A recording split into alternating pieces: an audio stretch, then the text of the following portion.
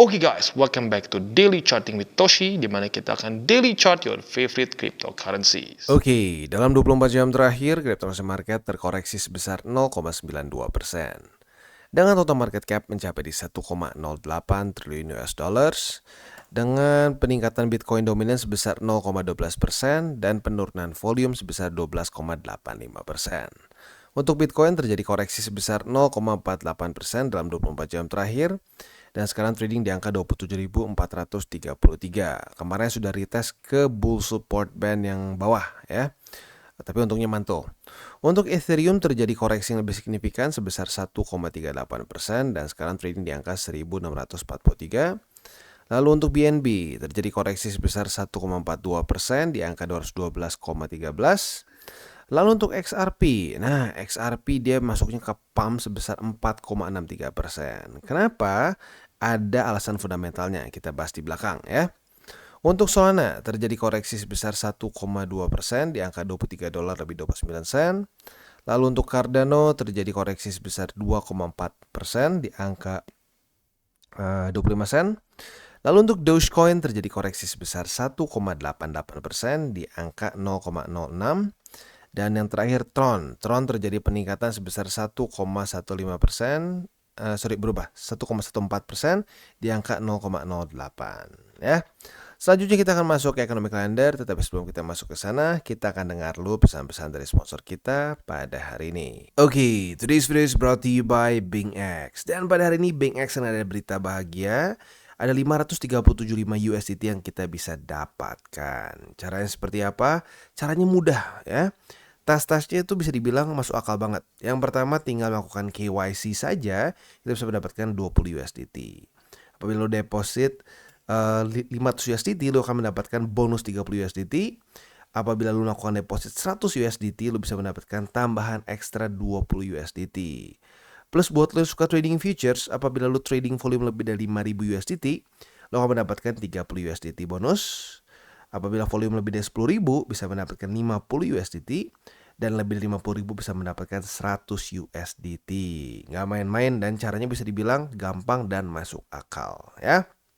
Ini berlangsung dari tanggal 10 September sampai tanggal 9 Oktober. Jadi waktunya masih cukup lama ya.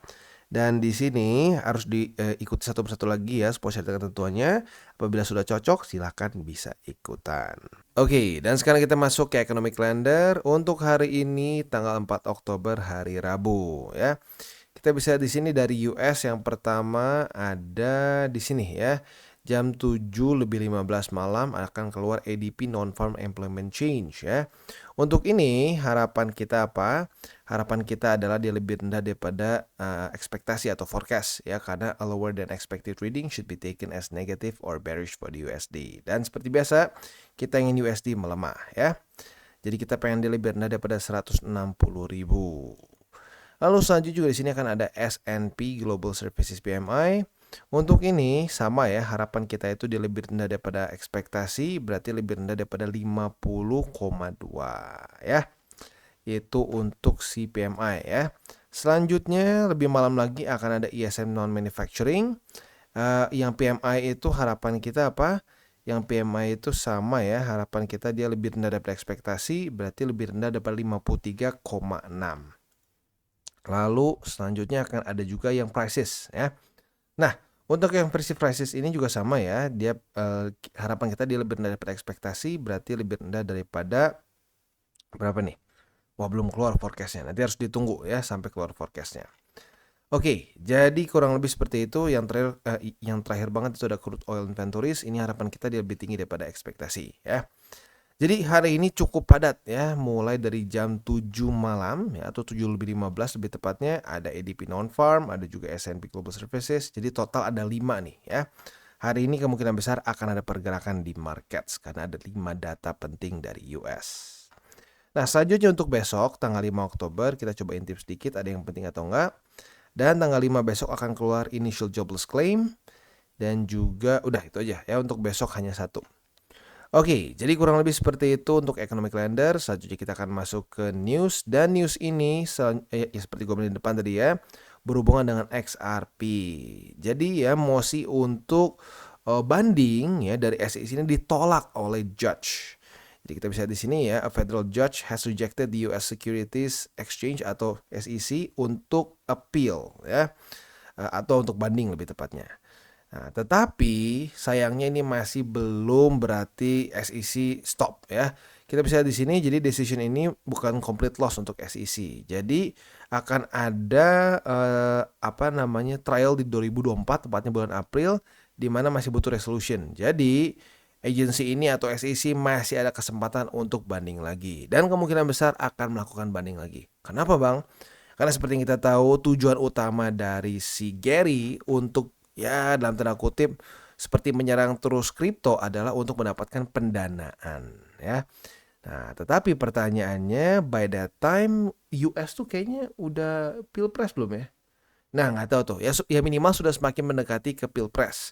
Nah, apakah mau ya? Apakah akan diberikan kebijakan yang mungkin merugikan US? I don't know ya. Jadi mungkin semoga saja dia tidak dapat dana. Kalau dia tidak dapat dana ya menurut gua dia akan mulai mereda gitu. Karena lagi-lagi seperti yang gue sudah bahas dari sebelum-sebelumnya, tujuan utama dari SEC menyerang kripto terus adalah untuk mendapatkan pendanaan dari pemerintahan US ya. Oke, selanjutnya kita akan masuk analisa di Twitter. Ini ngomongin soal Bitcoin dominance yang mulai membentuk ini pola akumulasi Wyckoff. Walaupun lebih tepatnya udah di ujung di daerah sini nih. Jadi kita bisa lihat untuk Bitcoin dominance aja bisa tetap mengikuti pola-pola TA ya, karena technically speaking ini TA ya, si Wyckoff accumulation ini ya. Nah, terus artinya apa, Bang? Artinya ini kembali lagi menunjukkan teori yang gue sudah bahas dari awal-awal ya, dari awal-awal 2023 ya, gue bilang kita lebih baik akumulasi Bitcoin. Yang kedua Ethereum, tapi Ethereum lebih sedikit 30% sampai 20% ya. Kenapa? Karena Bitcoin itu biasanya di awal bull market akan outperform semua, ya nggak semua lah, outperform most altcoins begitu. Orang banyak berpikir, oh tapi rugi bang BTC kemarin. Iya kemarin lu lihat di cycle akhir, lu nggak lihat di awal. Di cycle awal biasa Bitcoin yang menang. Nanti di akhir-akhir alts baru mulai mengalahkan Bitcoin. Nah di situ kita mulai TP Bitcoin dan mulai sedikit-sedikit, jangan semua ya, sedikit dipindahkan ke alts. Gitu ya.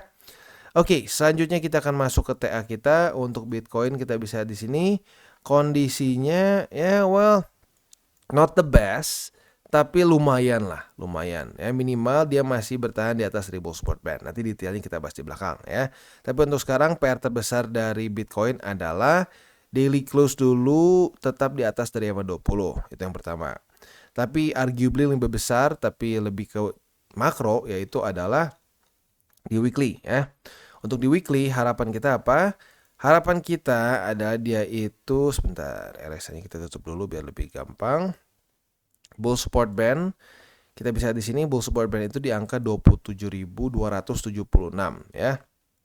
Harapan kita dalam 4 hari lagi atau mungkin kalau dibulatkan 5 hari lagi dia bisa weekly close tetap di atas dari minimal 27.200-an ya. Lebih bagus lagi kalau dia berhasil weekly close di atas dari 28.000 begitu ya, karena kalau jebol lagi ke bawah ngulang lagi PR-nya gitu ya. Oke, jadi kurang lebih seperti itu untuk Bitcoin. Ini masih ada harapan ya, masih ada harapan. Kita tunggu sampai nanti hari Senin. Kalau sampai jebol ternyata weekly close hari Senin di bawah dari bull support band, ya berarti kembali lagi bearish ya, ngulang lagi PR, bahkan cenderung menunjukkan bahwa kembali lagi ke reject gitu ya. Oke. Jadi kurang lebih seperti itu. Sekarang kita akan masuk ke indeks dolar. Untuk indeks dolar kita bisa lihat di sini ya. Kondisinya itu sayangnya ya bisa dibilang masih belum bagus ya. Dia kembali tanggal 2 Oktober kemarin kan rally lagi nih. Rally lagi tanggal 2 Oktober, sekarang malah membuat higher high ya.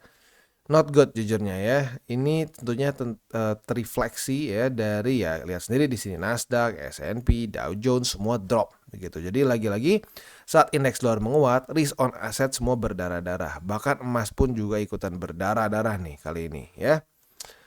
Oke, jadi tentunya PR-nya untuk indeks dolar adalah membuat lower low ya, kalau bisa mulai retest ke EMA 20.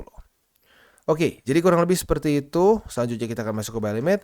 Tetapi sebelum kita masuk ke buy limit, seperti biasa gua akan disclaimer dulu bahwa semua konten dari TCI bukan financial advice. Ini semua bentuknya adalah edukasi. Lalu bagaimana cara untuk mendukung TCI? Ada banyak caranya. Lu bisa like our video, bisa share our video, atau juga bisa menggunakan link referral kita di bawah. Dan buat lo yang tertarik untuk memiliki hardware wallet, bisa pertimbangkan untuk beli di Encrypt. Karena Encrypt ini adalah authorized reseller dari berbagai macam brands yang ada di sini, ya. Oke, selanjutnya kita akan masuk ke buy limit. Dan sekarang kita masuk ke Bitcoin. Untuk Bitcoin kita bisa di sini ya, secara posisi spot masih sama sebenarnya ya. Buy limit pertama di EMA 20, buy limit kedua bisa pilih di EMA 50 atau di 26.400 dan buy limit ketiga di 26.000 lebih 32 USD ya. Nah, untuk posisi futuresnya kita sudah dapat posisi long nih kemarin karena sudah terjadi retest 1, retest 2 di 27.344. Nah, posisi long kita sudah dapat, target TP-nya di mana? Target TP-nya adalah di 27.721. Itu untuk posisi long-nya ya. Untuk posisi short-nya tinggal kita balik logikanya. Retest 1, retest 2 di 27.721, kita bisa buka posisi short dengan target TP kita di 27.344. Dan selanjutnya kita masuk ke Ethereum. Untuk Ethereum kita bisa di sini ya, secara posisi spot sayangnya buy limit pertama tembus, kedua tembus, yang tinggal tersisa adalah buy limit ketiga di MA50 yang sekarang sedang di retest. Ya, semoga saja buy limit ketiga bisa bertahan. Buy limit semua berarti semua udah kena ya. Untuk posisi futuresnya ya sudah kena posisi long atau sudah dapat posisi long karena kemarin sudah terjadi retest 1, retest 2. Nah, target TP posisi long kita adalah di 1684,9 ya. Itu untuk target TP posisi long. Untuk posisi shortnya tinggal kita balik logikanya. Retest 1, retest 2 di 1684,9, kita bisa buka posisi short dengan target TP kita di 1643,8. Dan sekarang kita masuk ke XRP. Untuk XRP kita bisa di sini ya. Kondisinya berbeda dengan yang lain karena memang dia ada news yang lumayan bagus ya. Dia baru saja memenangkan lagi case-nya against SEC, walaupun mungkin lebih tepatnya membuat SEC gagal untuk appeal ya. Nah, jadi untuk posisi spotnya buy limit pertama di 53 sen, buy limit kedua di MA 200, dan buy limit ketiga bisa pilih MA 50 atau MA 20 ya. Nah, untuk posisi futuresnya, target TP posisi long kita tembus malah ya. Jadi kan kemarin sudah kena nih 1, 2, retest 1, retest 2 di 50 sen. Target TP di 52 sen. Nah, lu sudah berarti mengantongi profit sebesar 2,53% ya. Congratulations. Nah, sekarang kita juga sudah dapat posisi apa lagi nih? Nah, hari ini kita kena posisi short. Retest 1, retest 2, kena target TP. Ya, memang luar biasa ya, lagi super volatile. Jadi, posisi shortnya kita sudah kena TP sebesar 3,47. Lumayan ya. 2,5%, 3,5%. Hanya dalam waktu ya basically 24 jam lah ya. Jadi, untuk sekarang mungkin setup selanjutnya adalah kalau sampai terjadi retest kedua di 52 sen besok ya sebagai support. Nah, kita bisa buka posisi long. Tapi untuk sekarang berarti kita sudah kena target TP posisi long dan posisi short. Dan sekarang kita masuk ke Chainlink. Untuk Chainlink kita kemarin sudah mendapatkan koreksi yang signifikan. Tetapi sepertinya MA20 mulai berubah menjadi support nih untuk Chainlink ya. Jadi untuk posisi spotnya, buy limit pertama di MA20, buy limit kedua di $6 lebih 87 sen, dan buy limit ketiga di MA200. Untuk posisi futuresnya kita bisa di sini sudah terjadi retest 1 di $7 lebih 69 sen sebagai resisten. Nah, apabila pada hari ini terjadi retest kedua, kita bisa buka posisi short dengan target TP kita di $7 lebih 34 sen di sini ya. Itu untuk posisi shortnya. Untuk posisi longnya, apabila besok ya terjadi retest kedua di $7 lebih 51 sen, di $7 lebih 34 sen, kita bisa buka posisi long dengan target TP kita bisa pilih nih di $7 lebih 51 sen, itu yang lebih konservatif. Yang lebih agresif boleh pertimbangkan di $7 lebih 69 sen. Dan sekarang kita masuk ke Phantom. Untuk Phantom kita bisa di sini dia sedang berusaha untuk mempertahankan 19 sen ya. Apakah akan berhasil ya? Kita lihat besok ya. Jadi untuk posisi spotnya buy limit pertama untungnya masih bertahan. Buy limit kedua di MA 20 udah kena retest tapi ya masih jauh dari ditembus. Dan buy limit ketiga di 18 sen. Untuk posisi futuresnya, dia dalam posisi yang masih ya baru retest pertama nih di 19 sen. Apabila besok terjadi retest kedua, nah kita bisa buka posisi long dengan target TP kita di 20 sen. Untuk posisi shortnya kita balik logikanya, retest 1, retest 2 di 20 sen sebagai resisten. Kita bisa buka posisi short dengan target TP kita di 19 sen ya. Jadi kurang lebih seperti itu untuk DCWT kita pada hari ini. Sekali lagi gue ingatkan, pada malam ini cukup banyak data penting dari US. Ada 5 seingat gue ya. Kita coba hitung. 1, 2, 3, 4. 4 ternyata ya. Ada 4 data penting. Jadi siap-siap. Kemungkinan besar malam ini akan ada gejolak yang signifikan. Oke guys, jadi itu adalah akhir dari segmen DCWT kita pada hari ini. Dan jangan lupa bagi kalian yang merasakan manfaat dari segmen ini, jangan lupa untuk share ke teman-teman kalian. Dan apabila lu pengen mensupport channel kita, ya TCI, jangan lupa untuk menggunakan link referral kita di bawah. Nggak wajib ya, tetapi apabila lu menggunakan link referral kita di bawah, ada macam-macam ya, dari Bybit, Huobi, Maxi, toko kripto, dan banyak lagi ya. Ya, walaupun nggak wajib, tapi kalau menggunakan link referral kita, lu secara langsung membantu perkembangan dari TCI.